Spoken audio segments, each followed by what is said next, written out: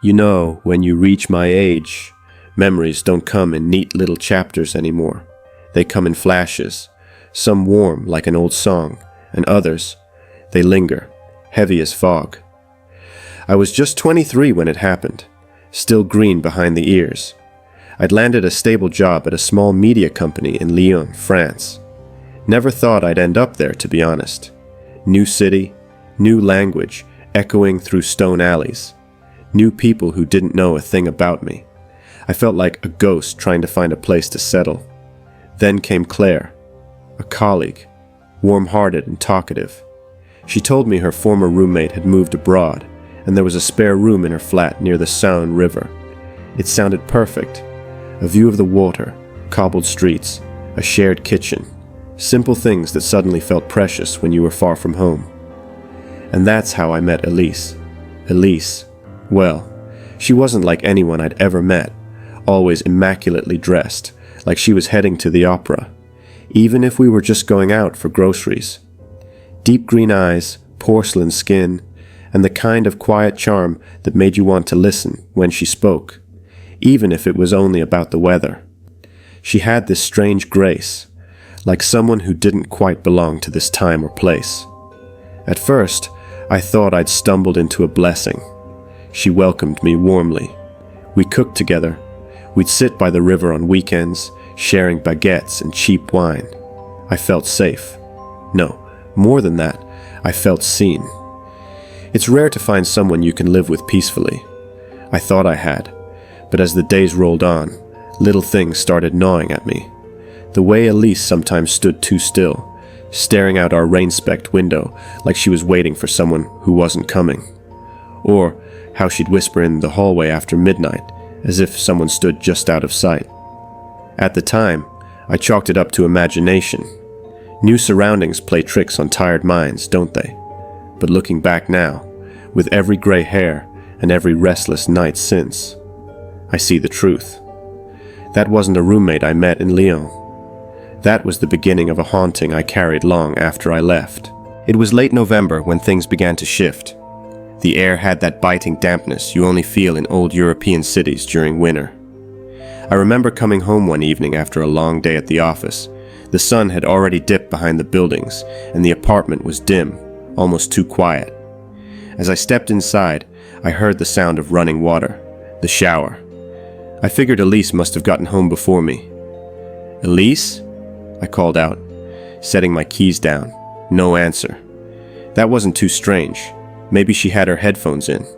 I sat down on our worn sofa and started scrolling through my phone. The way you do when you're trying to shake off the cold. But the water kept running. 10 minutes, then 15. I started feeling uneasy. Not scared, just unsettled. I stood up, noticed her purse was still on the kitchen counter. Her coat was hanging where she always left it. Her bedroom door, wide open. And her laptop was playing a looping video of some piano performance. Elise loved her classical music. But the shower kept running. I knocked softly on the bathroom door. Still no answer. Finally, I pushed it open, slow and cautious, empty. The water pounded against porcelain, steaming up the mirror. But no one was inside. My stomach turned. I turned the faucet off, stepped back into the hallway. Something didn't feel right. That night, she didn't come home. No message, no missed call, just silence. Then, the next morning, as I was pouring myself a cup of coffee, the front door creaked open. There she was, Elise, calm, elegant as ever, no explanation, no apology. "I was at my sister's," she said with a faint smile. "Didn't I tell you?" No, she hadn't. I stood there, coffee going cold in my hand, watching her move through the kitchen like nothing happened. I didn't press her. Maybe I should have. But sometimes, when you're young and living in someone else's country, you don't want to stir up more than you can handle. Still, something in her eyes that morning. They looked a little too wide, a little too dark, like they weren't entirely hers anymore. After that morning, something in our flat changed. I couldn't name it, but it was like the air itself had thickened, like it held a breath it never exhaled. Elise, Wasn't quite Elise anymore. Oh, she looked the same. Still wore her silk scarves and lit candles in the evenings like always. But her eyes never fully met mine. She started talking to herself at night, not in whispers, but in full conversations. I'd wake up at 2 or 3 in the morning and hear her voice through the kitchen wall, warm and steady, like she was chatting with an old friend. Only, no one else was ever there. One night, I crept down the hallway, drawn by her voice. I remember peeking into the kitchen and seeing her at the table, back straight, hands folded, talking softly to the empty chair across from her. She paused, nodded, smiled like someone had just made a joke, then reached out, like she was holding someone's hand. My heart thudded hard in my chest. I didn't say a word. I just turned and went back to my room, locking the door behind me. A few nights later, it got worse. I woke to the sound of soft footsteps outside my bedroom. I thought maybe Elise was getting a glass of water, but the steps stopped right outside my door. No knock, no sound, just silence. I lay there frozen, barely breathing. Then the doorknob turned, slowly, just once. I called out, "Elise?" No answer. The knob stilled, and then footsteps padded away down the hall. The next morning, she acted like nothing happened, smiling, frying eggs, asked if I wanted coffee. I lied and said I was fine, but I started writing things down. Times, dates, words she said. I even bought a cheap little camera and hid it in the living room, just to prove to myself that I wasn't going crazy, that something off, something wrong was really happening in that flat. I didn't know it yet, but the footage I'd capture would haunt me for the rest of my life. That night, around 2:48 a.m., I remember the time because I checked my bedside clock. I couldn't sleep. The feeling of being watched had gotten worse, so I got up, made a cup of tea, and sat in front of my old laptop to review the footage from the small camera I had placed in the living room. Just curiosity, I told myself. But deep down, I knew something was coming. The footage was grainy, black and white, and quiet. Just the usual stillness of the flat at night. For the first hour, nothing. Then, at exactly 3:07 a.m., Elise walked into frame, or at least, something that looked like her. She was wearing a white nightgown I had never seen before. Her long blonde hair was soaking wet, dripping water onto the wooden floor.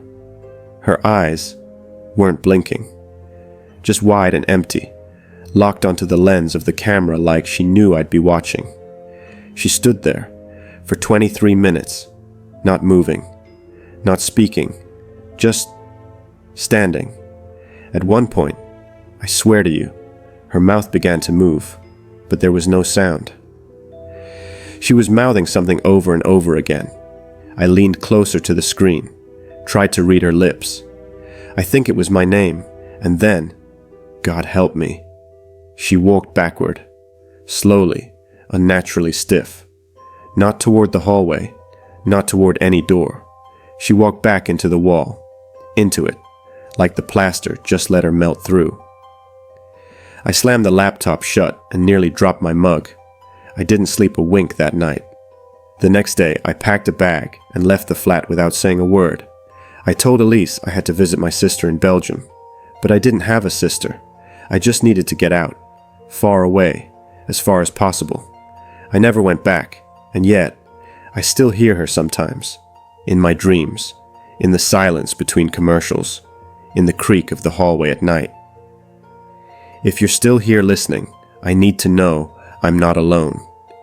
Please comment the number 3 so I know you're still with me and ready to hear the rest of my story. I thought leaving that apartment would bring me peace, but peace never came. A week after I moved into a modest cottage on the outskirts of Bruges, a quiet place with ivy on the walls and a church bell that rang each morning, I received an envelope in the mail. No return address. Inside was a single Polaroid photograph. At first glance, it looked innocent. My old flat's kitchen table. But then I looked closer. There was a woman sitting at the table. She wore a white nightgown. Her hair was soaking wet. She was smiling at the camera. And on the back of the photo, written in thick black ink, were the words, "You forgot your keys." I dropped the photo and nearly fell out of my chair. My hands trembled so violently I couldn't even hold my tea. I hadn't told a soul where I moved. I hadn't posted about it. I hadn't spoken to anyone. So how? How could she know? That night, I locked every window, every door. I even pushed a bookshelf against the front entrance. And then, like a fool, I checked the footage from my doorbell camera. At 2:12 a.m., motion was detected. A figure, drenched, pale, barefoot, stood at the edge of my garden. She didn't knock. She just stood there, looking directly at the lens, as if waiting, as if she knew I'd be watching, again. And then, without warning, the feed cut to static. I didn't sleep at all that night. I tried to go to the police the next day, but when I showed them the photo, they shrugged it off. Could be a prank, they said. Maybe an old friend? Old friend. She's not old. She's not even alive. Every night since, I hear water dripping in the hall. I've checked every pipe, every faucet. There's no leak, but I know what it is. It's her. She's not in that flat anymore. She's with me. And I think she always was. After that night, I tried to return to some sense of normalcy. I stopped checking the doorbell camera. I unplugged it entirely, actually. Figured what I didn't see couldn't haunt me. I resumed my morning walks through the neighborhood. The air in Bruges was cool and gentle that time of year. The leaves had begun to turn, and old couples walked their dogs near the canals. For a while, I could almost believe I had outrun whatever it was that followed me. But some part of me remained unsettled. Every time I passed a window, I checked the reflection behind me. Every time I took a photo on my phone, I zoomed in, scanning for any sign of her. The water, the dress, the face. I even called my nephew in Ghent, told him I wasn't feeling too well. Said maybe I'd come stay with him for a few weeks. He offered to drive over that weekend. I felt a little foolish asking, but just hearing a familiar voice helped calm me. And for a few days, things stayed quiet. The dripping sounds at night stopped. No more strange mail, no more figures in the garden. I even slept through the night for the first time in months. One morning, I made myself a warm breakfast. Eggs, toast, black coffee. I sat by the window, watching the fog roll over the water outside.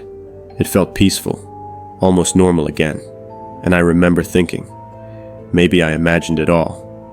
Maybe it was grief, or stress, or age catching up with me. But then, my phone buzzed. One new message. No contact, no name. It was a photo.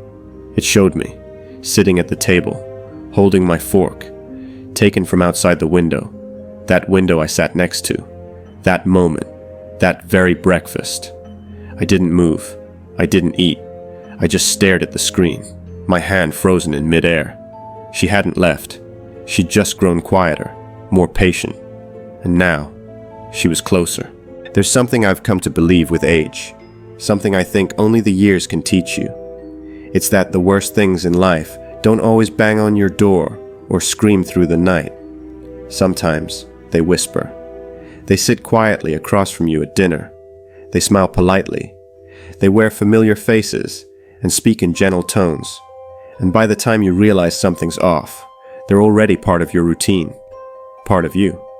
That girl, whatever she truly was, taught me something I've never forgotten. We don't really know what walks beside us. We think we do. We say things like, "Oh, he seemed so kind," or "She would never do that." But the truth is, we only ever see what people let us see. And some souls, they hide deeper than most. Sometimes I wonder if she was even a ghost. Or was she something else? Something older than the word haunting. Something that doesn't need creaky floors or flickering lights. Just silence. Just time. Just a person willing to ignore that cold, creeping feeling in their gut. You know the one, that little voice that says, "This isn't right." As we get older, many of us learn to quiet that voice. We've seen so much, survived so much, we think we've got a grip on what's real and what's not.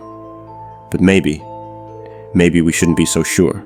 So if you're watching this, especially if you're my age, retired, maybe living alone, I want you to hear me clearly. Trust that feeling. If your skin crawls when someone smiles at you, don't just wave it off. If you hear your name whispered in the quiet, even when no one else is home, don't pretend it didn't happen. And if a memory doesn't quite line up, a conversation, a moment, a look, don't be so quick to blame it on forgetfulness. Some things are meant to be forgotten, but some, they want to be remembered. Maybe she was one of those. Maybe she's still out there, finding someone else to sit beside, someone else to mirror, someone else to become. So take care of your spirit, my friend, not just your home, because some ghosts don't live in houses. They live in people, and sometimes they wait for someone who no longer listens to that voice inside. If you ever feel that feeling that something is wrong, comment number 3 below. That will help you reduce stress to prepare for a deep sleep. Thank you for listening to my whole story. Please like, share, subscribe to the channel to continue my latest videos and stories.